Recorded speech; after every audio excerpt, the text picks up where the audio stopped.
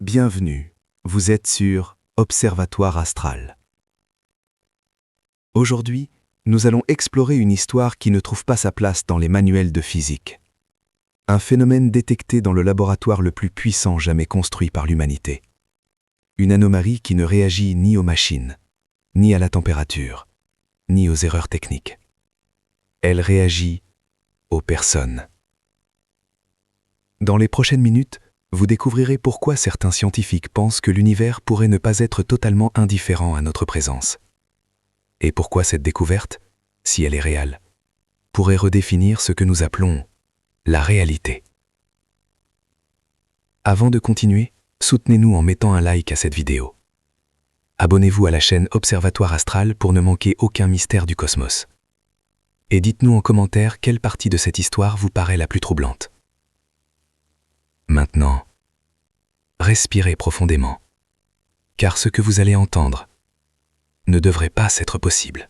Dans les profondeurs de l'Europe, à 100 mètres sous terre, existe un anneau de 27 km où l'humanité recrée des conditions qui n'ont plus existé depuis la naissance de l'univers.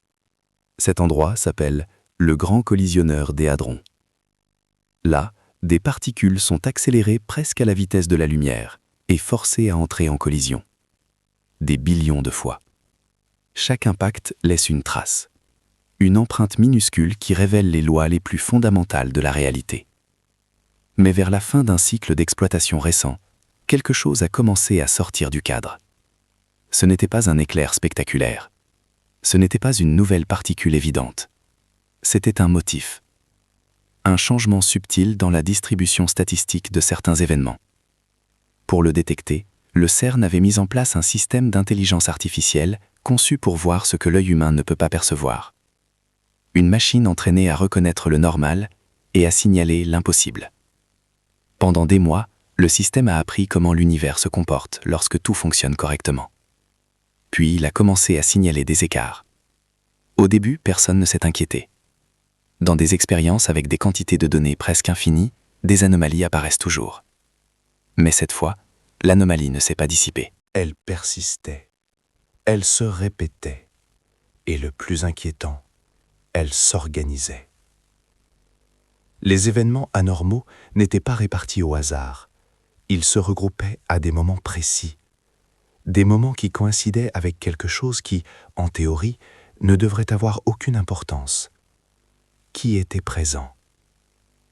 Les registres montraient que la fréquence de ces anomalies variait selon l'équipe humaine occupant la salle de contrôle, pas selon la configuration technique, pas selon le climat, pas selon l'heure de la journée, selon les personnes. En physique des particules, c'est une hérésie.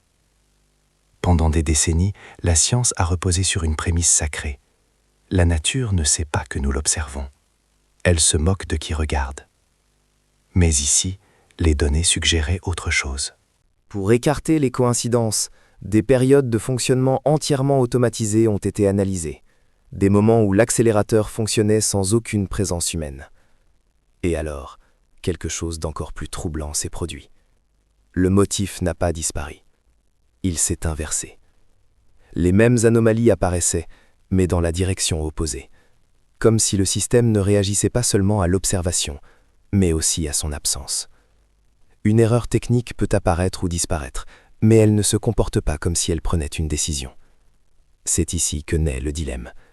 Soit les instruments les plus précis jamais créés par l'humanité sont profondément défaillantes d'une manière très spécifique, soit nous détectons quelque chose que nous n'avions jamais envisagé de mesurer.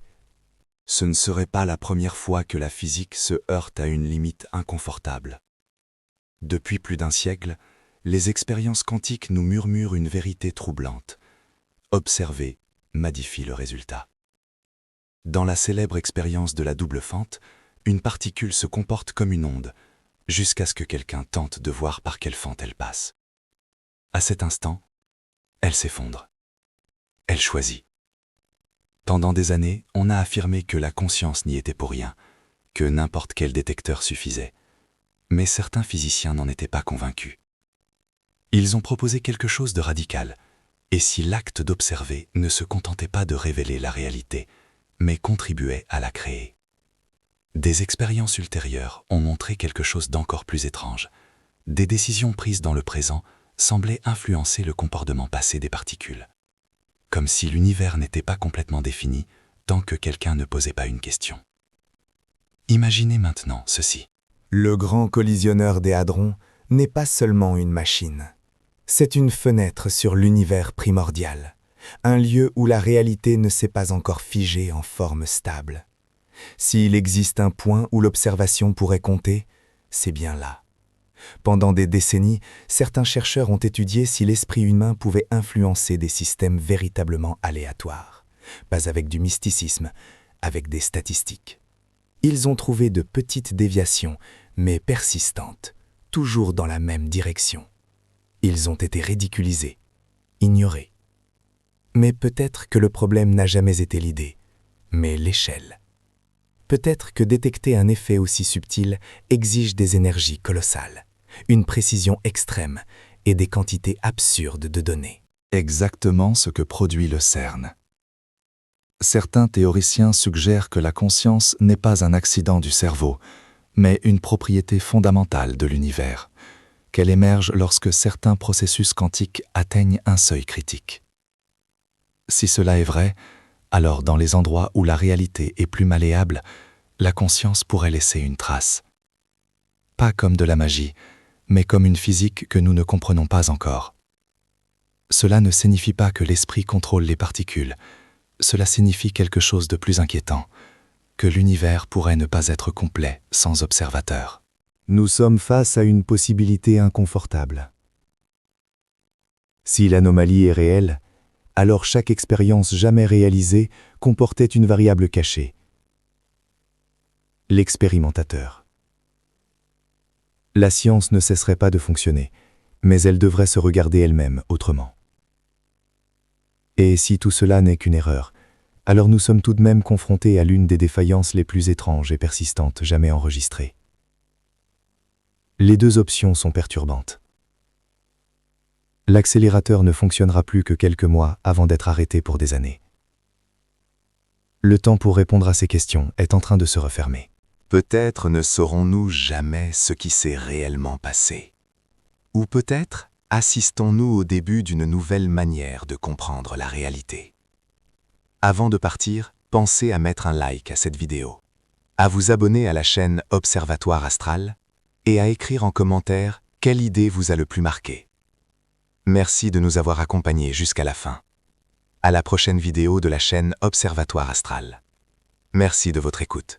Que Dieu vous bénisse et à la prochaine.